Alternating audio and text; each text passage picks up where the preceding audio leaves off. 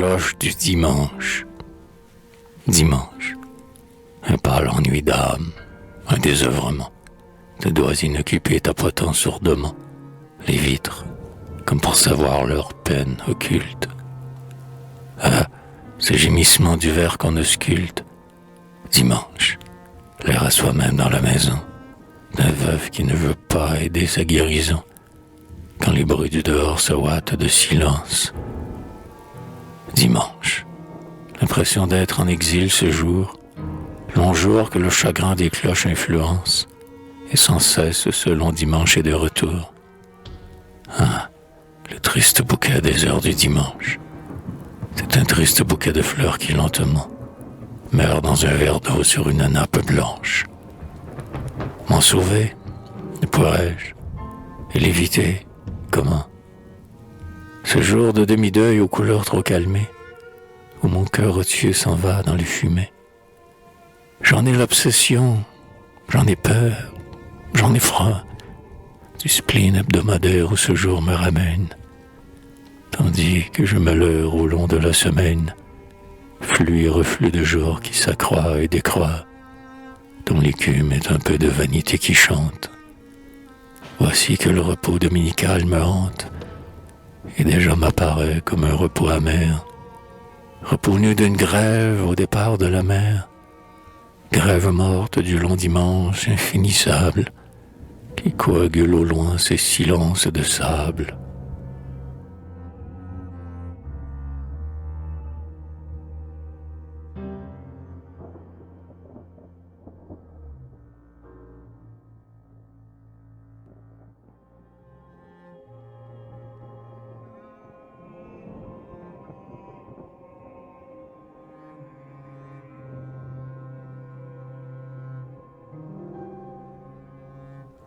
Le dimanche est toujours tel que dans notre enfance. Un jour vide, un jour triste, un jour pâle, un jour nu. Un jour long comme un jour de jeûne et d'abstinence, où l'on s'ennuie, où l'on se semble revenu d'un beau voyage en un pays de gaieté verte, encore dérouté dans sa maison rouverte, et se cherchant de chambre en chambre tout le jour. Or le dimanche est ce premier jour de retour, un jour où le silence, en âge immense, tombe, un jour comme anémique, un jour comme orphelin, et dans l'air d'une plaine avec un seul moulin, géométriquement en croix comme une tombe. Il se remontre à moi tel qu'il s'étiolait, naguère, au jour pensif qui pour mes yeux d'enfance apparaissait sous la forme d'une nuance.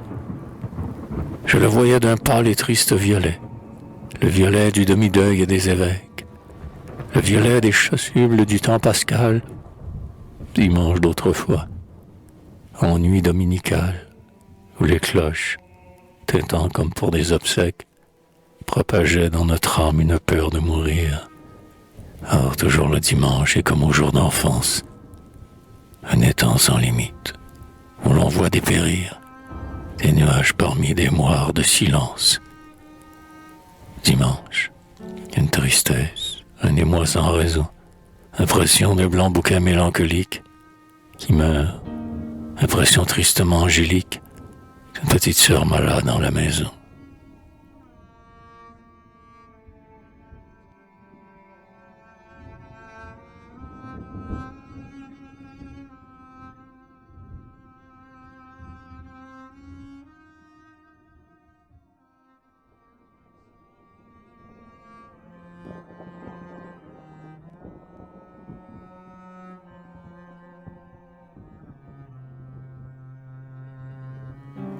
Le dimanche s'allonge en toile monotone, ou bien emmailloter son ennui gémissant, toile blanche des longs dimanches de l'automne, dont la blancheur fait voir que le cœur est en sang, contraste grâce à quoi la plaie est évidente, et saigne en rouge flot parmi le linge blanc.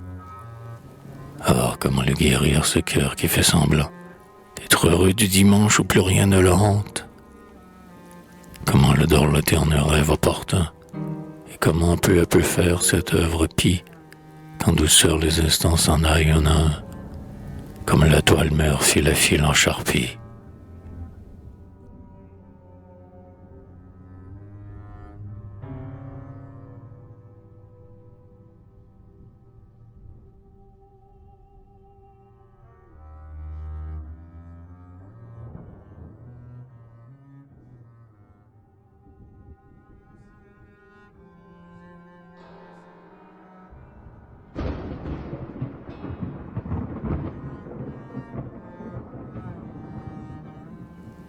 La longueur du dimanche et son morose ennui, n'est-ce pas d'être inapte à l'ivresse de vivre, considérant la joie et le rire d'autrui, comme, à chaque fenêtre, en calme pli de givre, la mousseline ou le tulle blanc des rideaux, comme le tulle blanc des rideaux considère les nuages qui sont du tulle légendaire, les nuages errants comme en un pays d'eau, dont la blancheur en vol de cygnes s'évapore, ou se teinte en jardin de beaux rhododendrons.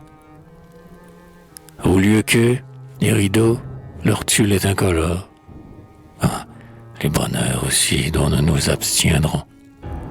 Et demeurent captives dans les chambres songeuses, incapables de suivre et pourtant enviant la folie au soleil des formes voyageuses. Tulle à jamais privé de l'azur ambiant, tulle des blancs rideaux qui s'empêchent de vivre, et d'effeuiller à l'air ces calmes fleurs de givre.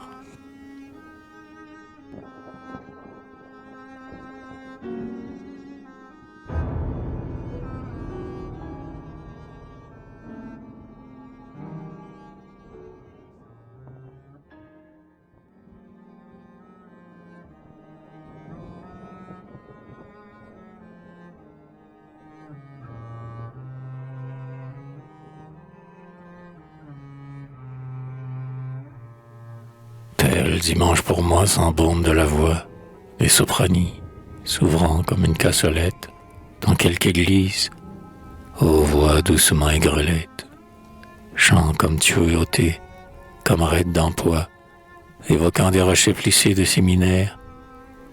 Tout à coup l'orgue exulte et roule ses tonnerres, puis se tait, et le chant des sopranies reprend, chant frêle, chant mouillé parmi la vaste église, montant dans le silence et le réfrigérant de son mince jet d'eau qui se volatilise. L'orgue encore recommence à hisser ses velours qui s'éploient à grands plis sonores dans l'abside, puis un autre motet frêlement se décide et s'entreaperçoit vague entre les piliers lourds. Ah, si vague, on dirait un cierge qui s'allume. Ce n'est pas un oiseau, c'est à peine une plume qui vacille dans le vent doux des encensoirs. Et l'orgue de nouveau hisse ses velours noirs. Or, en les entendant, ces voix insexuelles, on songe aux vieux tableaux, on songe aux chérubins, quand des assomptions les primitifs ont peint. Les chérubins n'ayant qu'une tête et des ailes, enfants fleurs d'un jardin quasi religieux, envolement de lys devenant des colombes. Ah, ces chants d'innocence, et si contagieux, linge frais par-dessus la fièvre de nos lombes.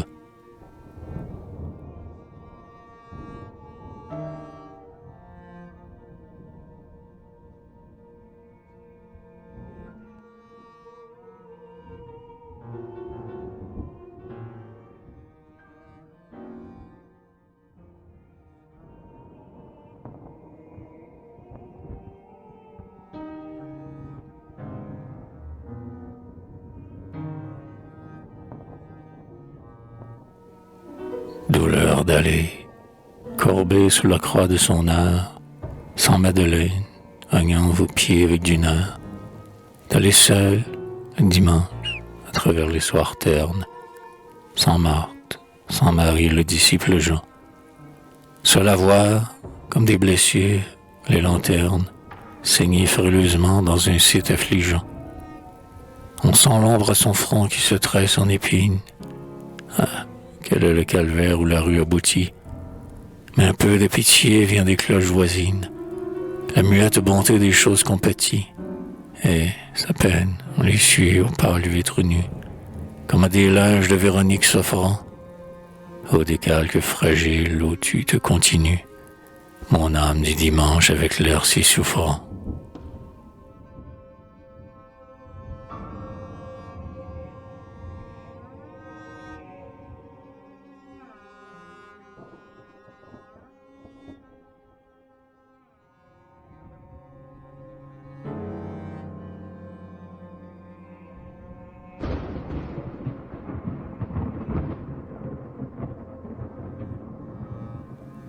Le dimanche est le jour où l'on entend les cloches.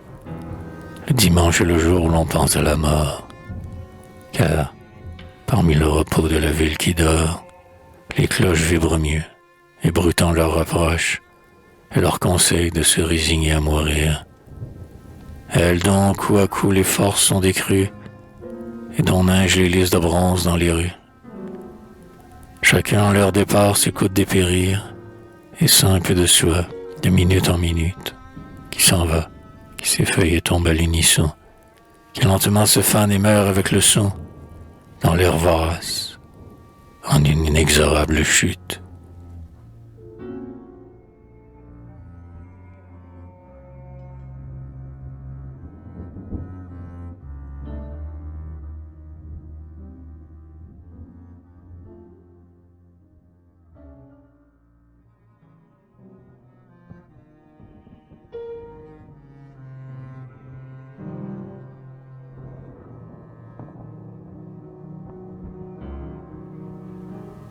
Les cloches. Ah, qui donc? Quel évêque hypocondre, chef de la primitive église, les fit fondre? Qui donc les inventa?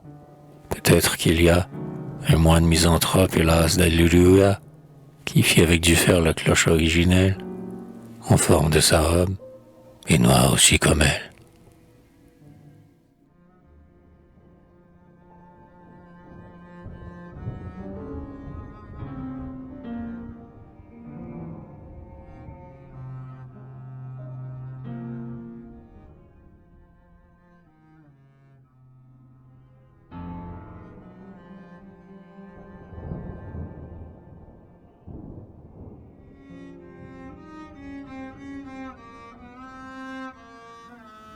Dimanche.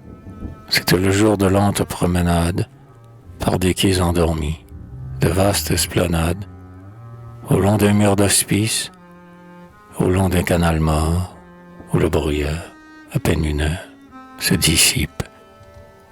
Dimanche. Ah, quel silence! Et l'âme qui se fripe à tout ce petit vent ciselé du nord. Silence du dimanche autour du séminaire, et silence sur toute place de l'évêché, où divaguait parfois le bruit endimanché d'une cloche très vieille et valétudinaire. Des béguines, au loin, passaient, hâtant le pas, gardant les mois sur leur face anémiée, à voir le matin même été communier, heureuse, et disant des chapelets tout bas, tout en s'en revenant des vêpres terminés. Et la cloche perdue entre les cheminées se dépêchait, béguine elle-même, vivant dans sa tour comme les autres dans leur couvent. Sœurs tourières du ciel en des guimpes fanées, semant un bruit de clé au fond de l'air transi, péquillant un peu sous l'amas des années, elle faisait sa ronde, en robe noire aussi. Or, depuis lors, la cloche est celle qui chemine. Et toujours le dimanche est un jour où j'entends une cloche au-dessus de mon âme, béguine, ponctuelle, aux accès de tout intermittent, qui m'avertit du ciel et que la messe est dite, et mes gouttes cessant comme de l'eau bénite.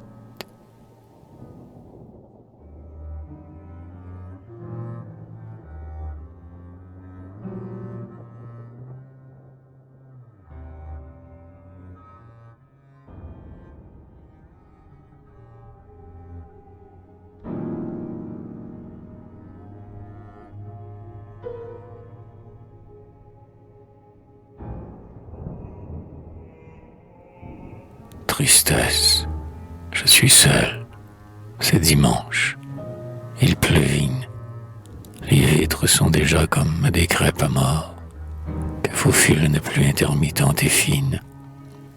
Et rien à faire ici, rien à faire au dehors, où les passants s'en vont monotones et tristes. Alors j'en rêve, parmi ce plus vieux décor, de plus seul et de plus inégayé encore. D'abord les continents et doux séminaristes, qui se hâtent et qui s'en vont deux à deux là-bas, voués jusqu'à la mort à de noirs célibats, quand nous avons l'amour comme une bonne lampe. Puis je songe au troupeau puéril et transi, d'orphelines en deuil se dépêchant aussi, dans ce soir triste et la brune qui les trempe. Tristesse du dimanche, ô mon âme, où tu n'as pour ressource que de songer aux orphelines, s'en retournant vers leurs lointains orphelinats, si frileuses, malgré leur longue pèlerine, et seule, mélancolique, en mon dormant logis, j'occupe à les aimer mon rêve qui s'ennuie, et j'entends de chez moi distinctement la pluie faufiler leur bonnet de linge défraîchi.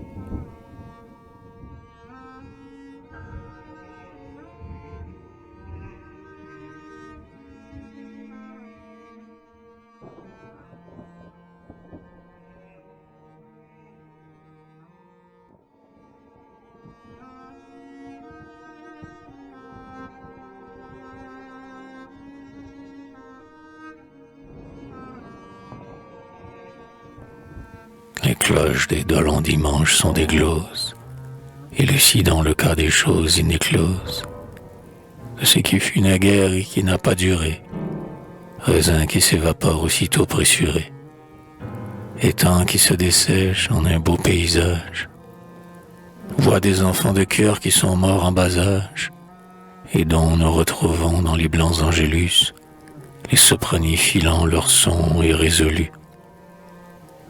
Les cloches ont la voix des choses démodées, bonnes cloches du soir qui sont inféodées, aux meilleurs souvenirs d'enfance et de regrets, car en les entendant, les vieilles cloches noires, bruit d'airain, grincement de serrure, on dirait que ce sont, dans le ciel, rouvertes les armoires où dorment, sans emploi, nos layettes d'enfants, dont le beau linge, allant coup de cloche, se fend, puis s'envole, vidé de gestes, blanc mélange. Et j'écoute sûrement la chute de mélange. Combien d'autres rappellent des choses d'autrefois, des couronnes de sons sur d'anciens convois, de morts qu'on oubliait et qu'on se remémore. Et ces effeuillements vagues dans l'air sonore, et cloches vidant leur corbeille de fer, tout en main buis d'antan aux branchettes fanées, le buis béni de temps pascal lointain et cher, et je recueille en moi le buis mort des années.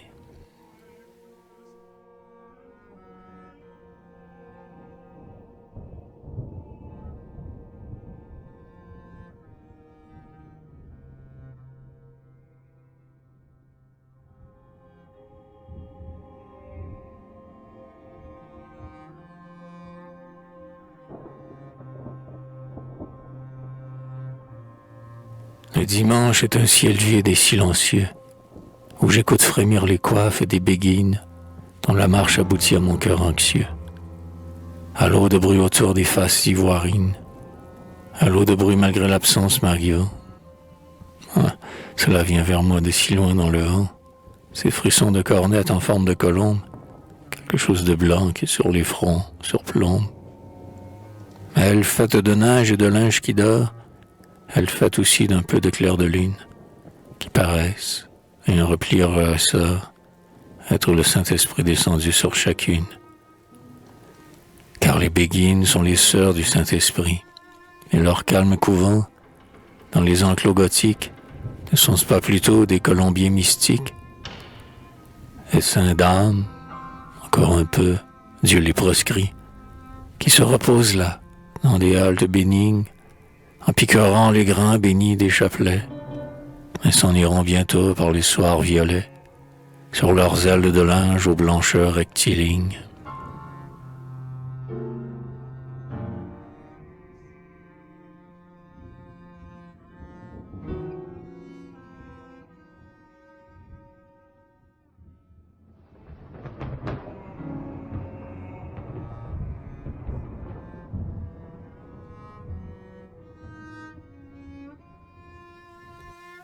cloches dans le ciel ont assez de nuances, en pleurant les décès, pour chanter les naissances. Les cloches, ce mobile et divin truchement, versant comme des pleurs sur un enterrement, effeuillant comme des bouquets sur les baptêmes, et orne de lilas blancs, et orne de chrysanthèmes.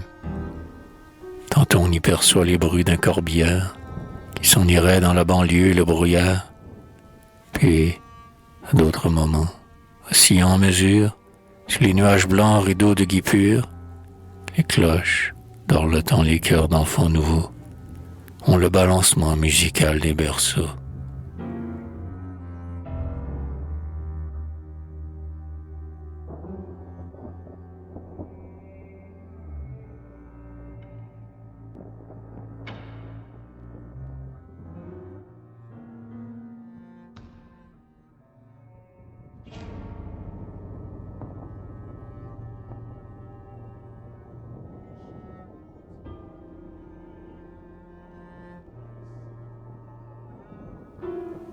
Dimanche, après-midi de dimanche, en province, repos dominical, pâle rideau levé, pour de rares passants moins réels que rêvés, ombre sur un écran que le soir triste évince. Solitude du soir dans la vaste maison, où bat le pouls de la pendule qui s'ennuie. Silence où l'on entend une petite pluie, fine pluie automnale et d'arrière-saison, épinglée d'acier froid les vitres déjà mortes, essaie de s'égayer avec les pianos, en dépit du vent noir qui pleure sous les portes. Mais triste, la musique, écho des casinos et des valses de l'autre été sitôt fanées. Triste, car c'est funèbre et vain, tous ces efforts, tout ce désir d'un peu s'évader des années, et d'échapper à la tristesse du dehors, à la tristesse aussi du vent plein de reproches, tristesse du dimanche où s'affligent les cloches. Dimanche, après-midi de dimanche, langueur de la vaste maison, vide de l'heure enfuie, l'on entend dans l'ombre une petite pluie, épingler d'acier froid les vitres de son cœur.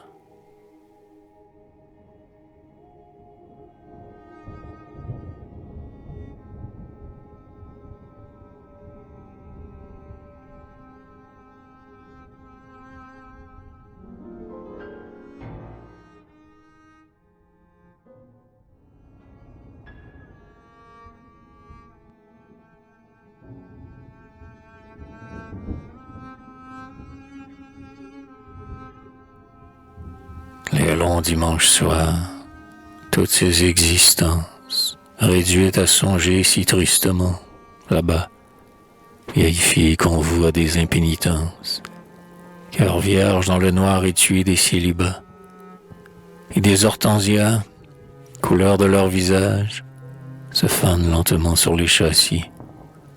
Ainsi, leur jeunesse, sans nul amour, sans bon présage, derrière les carreaux et feuilles son souci. Là-bas, toujours la même apparence d'automne. Parmi ces meubles vieux, ces cadres dédorés, ces miroirs d'eau souffrante où la clarté tâtonne. Vieille fille sans joie au geste timoré. Vieille fille, le front collé contre la vitre. Vitre provinciale, écran mort et fermé, où ne s'ébauche rien qu'un passage de mitre, quand la procession sort un dimanche, en mai. C'est la vie anonyme, morne et désolée, dans ses chambres, sans même un bonheur anodin, et les rideaux tombants de guipure gelée sont comme un immuable et glacial jardin.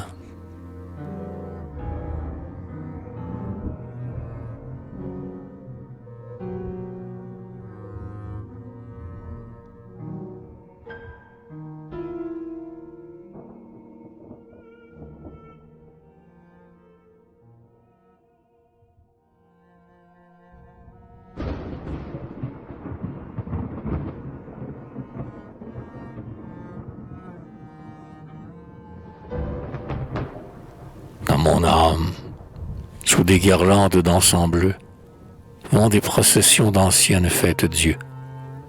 Procession de mai qu'on croyait disparu, procession d'enfance en l'honneur du Saint Sang.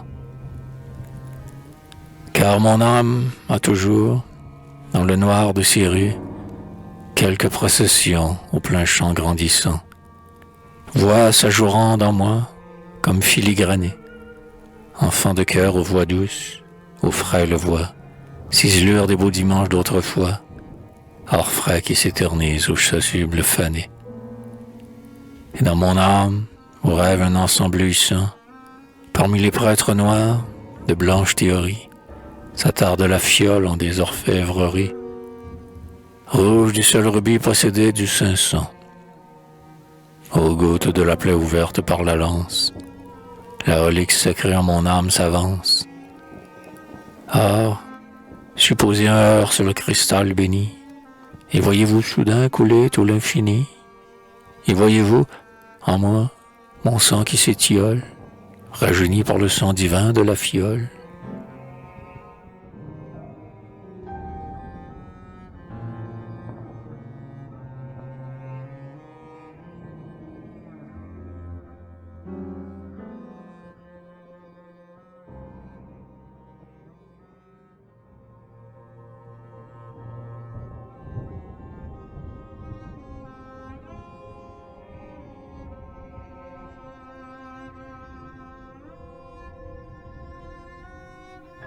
Douceur parfois d'aller le dimanche à l'église, édulcorer ses yeux aux offices du soir, être l'âme qui s'écargue, qui s'enlise, être l'âme soudain fraîche comme un parloir. C'est pendant que l'encens, avec mélancolie, en ruban bleu à notre enfance nous relie, et douceur pour les yeux de retourner encore dans les vitraux profonds qui sont des jardins d'or, où des anges, vêtus de lin, tiennent des palmes et de rigides lys comme des jets d'eau calme. Et douceur pour les doigts, repris du culte ancien, d'allumer sur le noir candélabre accompli quelques cierges conçus des yeux, qu'on sait le sien. Mais si malingre, ô ma lueur, tu te déplies, toi propitiatoire auprès de Dieu pour moi, Dieu qui sait gré du moindre acte d'un peu de foi, et pardonne en faveur de la douleur des cires. Prie de nos fautes, pleure des cierges dans les nefs, dont la flamme s'immole en des supplices brefs. Bonnes cires qui sont si doucement martyrs.